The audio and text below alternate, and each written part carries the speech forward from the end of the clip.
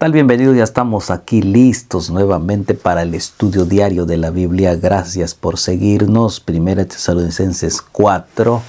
Gracias por unirte a este equipo, por compartir. Así que quédate en la lectura de esta mañana del capítulo número 4 de la palabra de Dios. Padre nuestro que estás en el cielo, gracias te damos por la vida que nos das. Y al leer tu palabra impresiona nuestra mente y nuestro corazón, porque tu palabra tiene poder. En el nombre de Jesús, amén.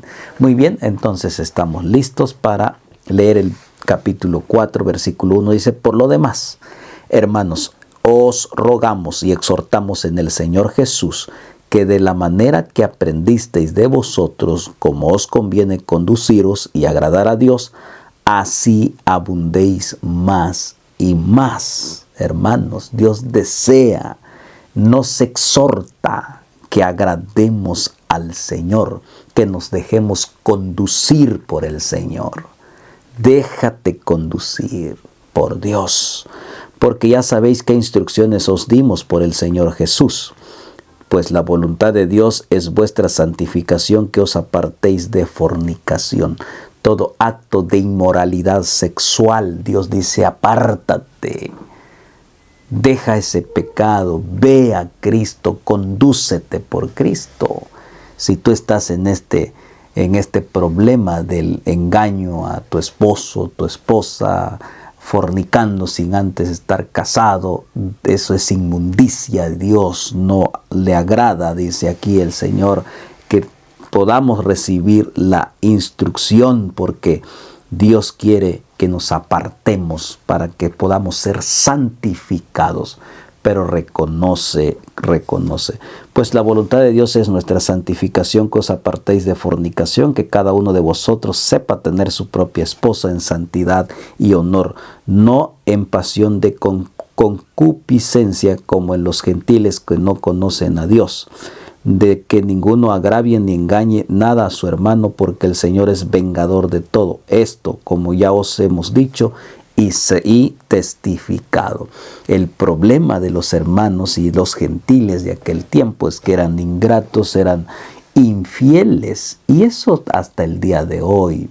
Cuánta infidelidad hay, y se da el caso en diferentes partes, aún dentro de la iglesia, aún dentro, imagínese fuera, cuanto más fuera. Dios te libre. Si tú estás cayendo en esta situación de infidelidad, de inmoralidad, Dios sí sabe. Puedes engañar a quien tú quieras. Puedes sostener que tú no lo estás haciendo. Y puedes defenderte lo que tú quieras a como puedas. Pero Dios sí conoce.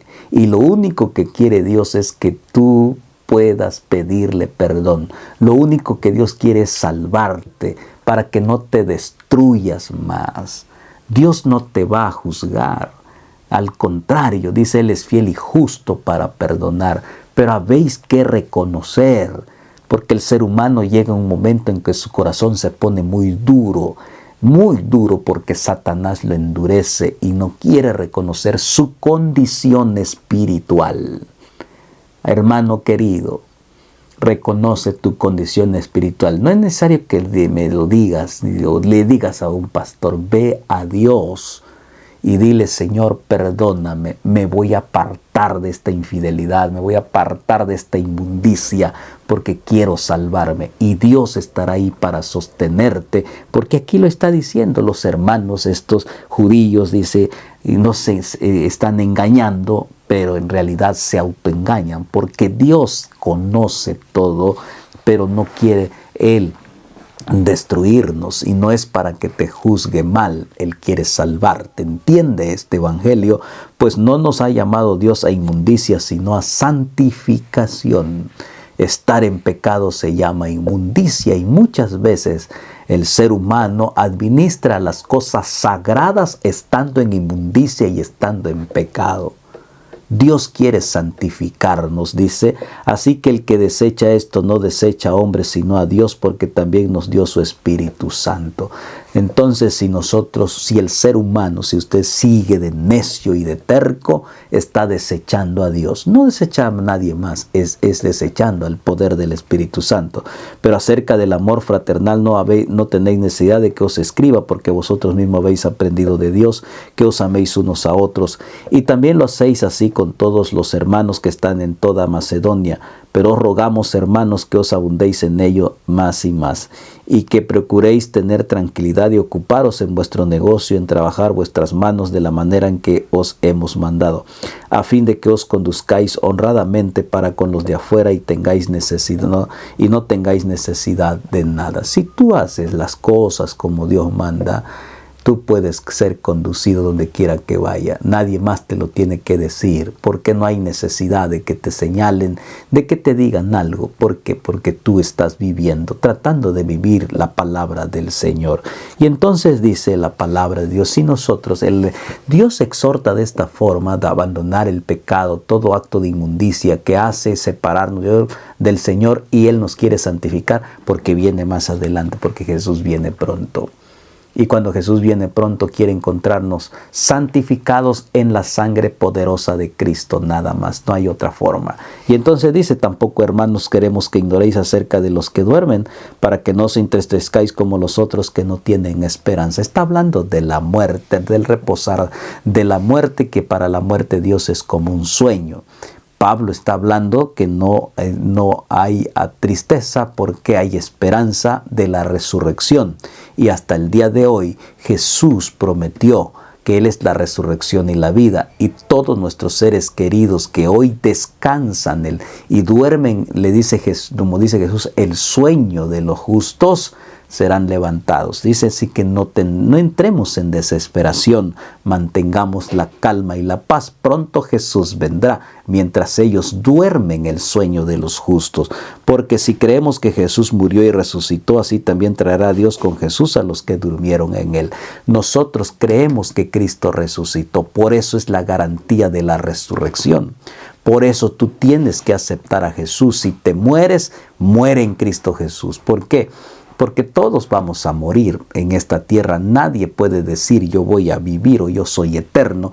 Tarde o temprano, sin importar tu dinero, tu apellido, sin importar lo que tengas, vas a morir. Y finalmente todos llegamos al mismo lugar, al panteón, con 2 o 3 metros de tierra solamente, sin que nuestras posesiones del ser humano entren allí. Todos somos iguales. Por lo tanto, ahora dice, por lo cual decimos estas palabras del Señor, que nosotros que vivimos, que habremos quedado hasta la venida del Señor, no precederemos a los que durmieron. El apóstol Pablo se contaba entre los que estaban vivos cuando Jesús iba a venir. Él pensaba que venía Jesús porque estaba apasionado en la segunda venida de Cristo. Pero Jesús tiene su tiempo cuando Él se va a manifestar en gloria y majestad. Pablo dice, luego nosotros los que habremos quedado. Entonces, si Jesús viene en este tiempo, entonces nosotros podemos decir, luego nosotros los que hayamos quedado.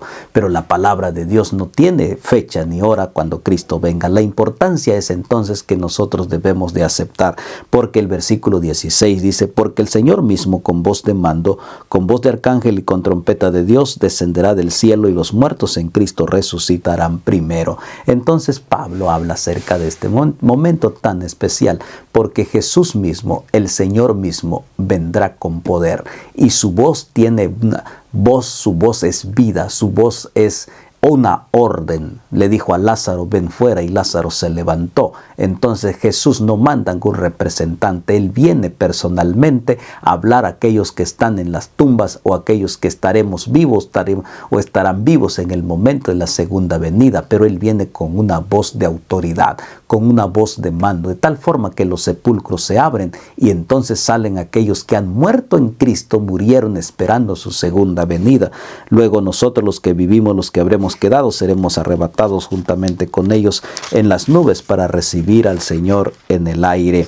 Y entonces dice, y así estaremos para siempre con el Señor. Luego Pablo dice, pensando el que en sus días iba a venir Jesús, luego nosotros los que quedemos también seremos transformados.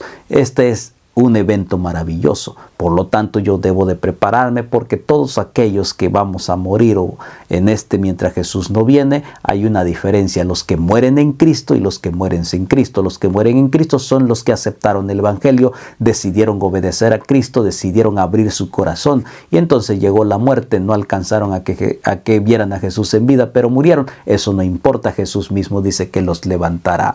Pero aquellos que mueren sin Cristo son aquellos que siempre rechazaron el Evangelio, nunca entregaron su vida a Cristo, llegó la muerte. Por lo tanto, no mueres en Cristo y no vas a resucitar en la primera resurrección.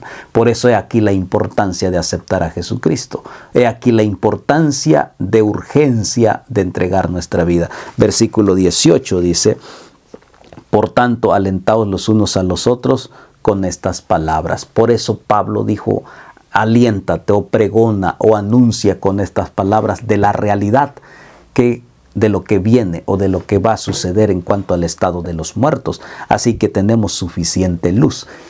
Mientras nosotros estamos vivos, tenemos la oportunidad de aceptar y de abrazar el Evangelio, para que cuando Él venga, entonces nos levantemos con gozo, con alegría, y decir, como dice un texto: he aquí nuestro Dios. Lo hemos esperado y nos salvará. Nos gozaremos en su salvación. Qué bendición este capítulo, qué esperanza para los que hemos perdido un ser querido, que murieron esperando la segunda venida de Cristo, como muchos profetas del Antiguo Testamento murieron con esa expectativa, con esa esperanza, y Jesús mismo vendrá con poder y gloria. Padre nuestro que estás en el cielo, gracias por tu palabra. Danos de tu bendición y ayúdanos a prepararnos ahora que estamos con vida. En el nombre de Jesús. Amén. Nos vemos mañana con el último capítulo de la primera carta a Tesalonicenses. Bendiciones.